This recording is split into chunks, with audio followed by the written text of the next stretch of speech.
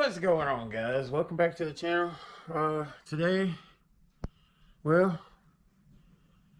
going to work on some more stuff that probably seems like another day to you, but it's actually the same day as some other stuff I've been working on in other videos, but you wouldn't know that. Yeah, so anyway, got the Gibb's Tahoe all up in the garage, and I do mean up. We are up already, so what we got going on today, I guess I'll give you a little backstory. I'm going to be doing some work on the transmission. It actually completely fried the band. It has no second gear or fourth gear. And so the backstory is I actually put this transmission in here about, I don't remember exactly, maybe a year ago. I think it was pretty close to about a year ago. And the owner had actually bought a new transmission. And what he wanted to do was just kind of beef it up. And so he brought me the transmission, brought me the truck to put the transmission in. And so basically what I did is I opened it up and put a beast sunshell and put some different clutches for 3 to 4 and servo and stuff like that. Just because the transmission was a it was like an OEM rebuild, so I just beefed her up a little bit, adjusted the tune, put more pressure on the the force motor current, which I've mentioned in other videos.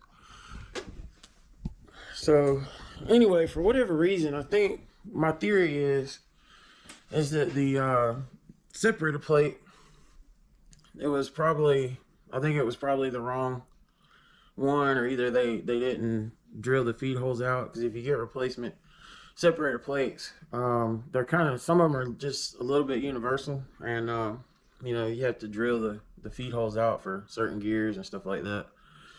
And so with this one being supercharged, basically if you go wide open throttle from first to second, if there's not a real hard bite on the band in second gear, it won't take long to burn it up. So I think that's basically what happened. But otherwise it drives fine at low throttle. Even still, you can drive it. You just can't get on it, which is what the owner wants to do. So long story short, actually wait, it's too long for that. I mean too late for that. We're already in the long story. Sorry about that. So I'm gonna go ahead and pull the transmission out of the truck right quick, and I'm gonna go ahead and swap the band out. And while I'm in there, I'm gonna look at the clutch packs and stuff, make sure everything looks good, and get that put back together. And then we're going to pull the valve body and go ahead and check that separator plate, modify it, and should be good to go after that. But I'll get this thing pulled out real quick. And luckily it's a rear wheel drive, it's not an all wheel drive, so I don't know, it'll probably take me about, I want to say about 40-45 minutes to pull the transmission out. And I'll go ahead and get it up and start pulling it apart, and then I'll go over that stuff with you guys. So well, I got the transmission out. Hey, where'd you go? Oh, there you are. All right, so I got the transmission out. It's out. It took me just a slight bit longer than expected, but that's only because I stabbed myself. So let me get the camera situated here. This is the dude I used to undo the cooler line clips, and I was shuffling around up under the truck and kind of got myself right there. Actually, I think it was this way. You can see where the chip come out right there. Yeah, so that was nice. Luckily, I have so much back and knee pain, I barely noticed that, so that's good, I guess. You don't have to have super glue in your garage, but it helps. It sure does help. Alright, so I'm gonna go ahead and get this guy hung up right quick, and yank the pan off and all that good stuff. So probably take me about, I don't know, about 9 minutes and 12 seconds to go ahead and do all that. So y'all hang on for a second.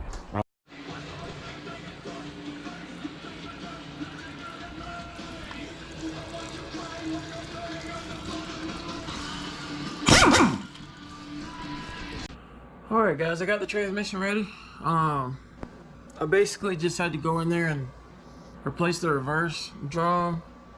I put a new band in there, obviously.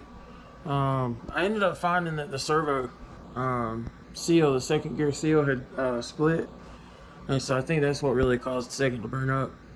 I did end up pulling the valve body and modified the separator plate, and so that should be a lot better. And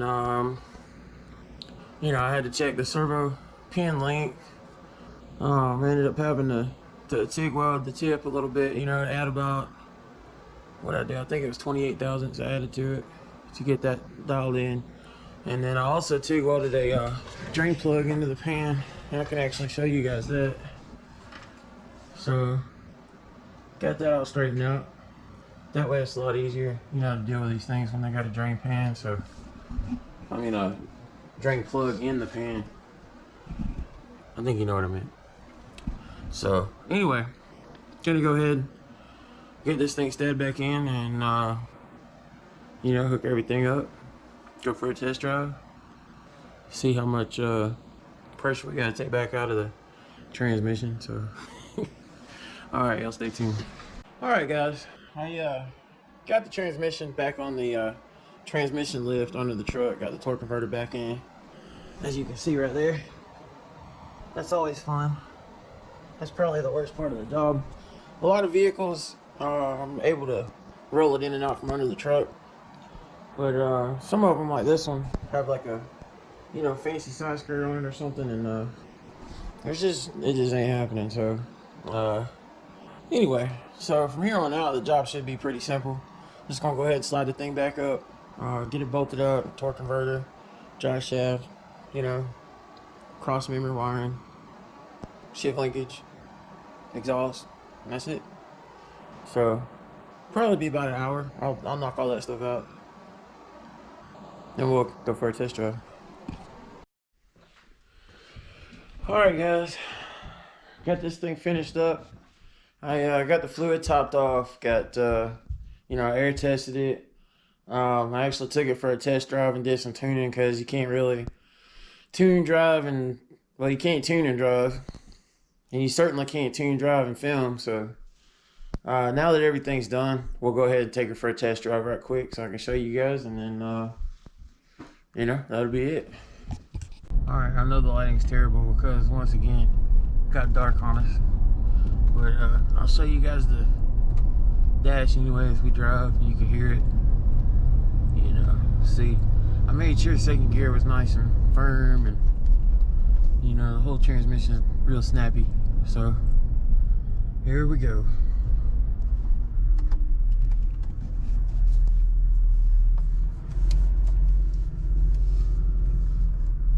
Sometimes.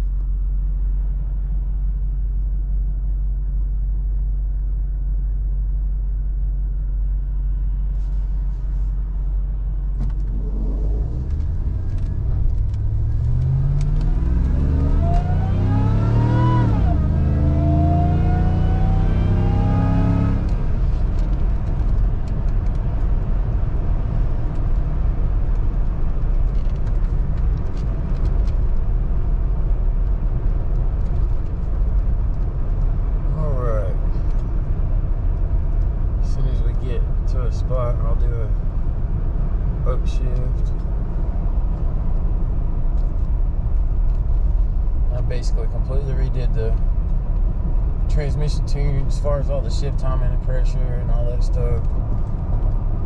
And cause this thing was really hitting third gear hard, so I had to tune that down a little bit. And you know, second gear was hit really hard, so I got that pretty well dialed in. So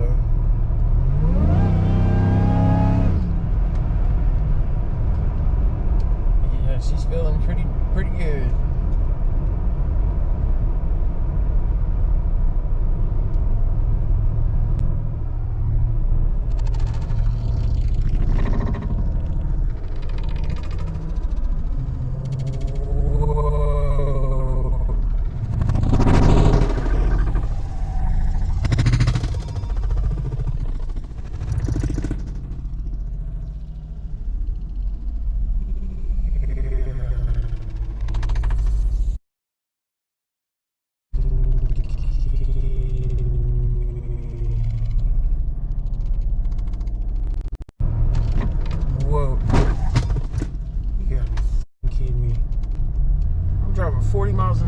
hit a deer in a customer's truck.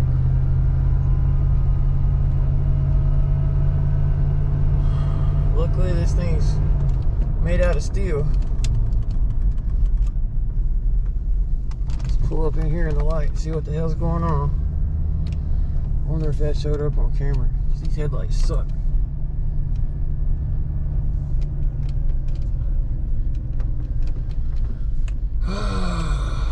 That's always nice. Well, if you guys wanted some live action, you got it. Oh, man. I'm talking about that damn thing flipped out.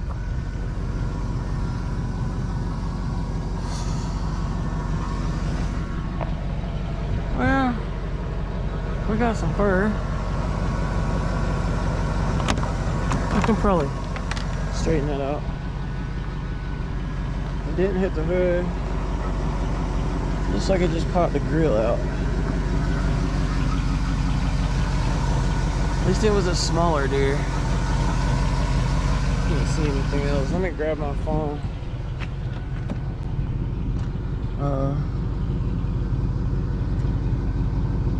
I may not have my phone. Hang on. Stand by.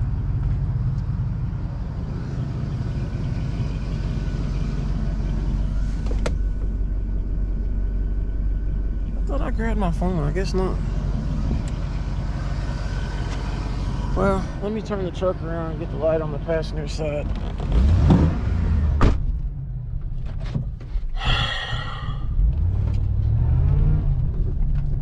This is fucking ridiculous.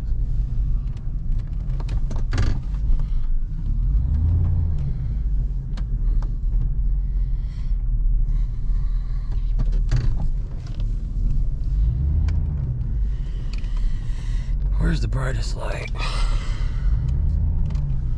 guess right about here.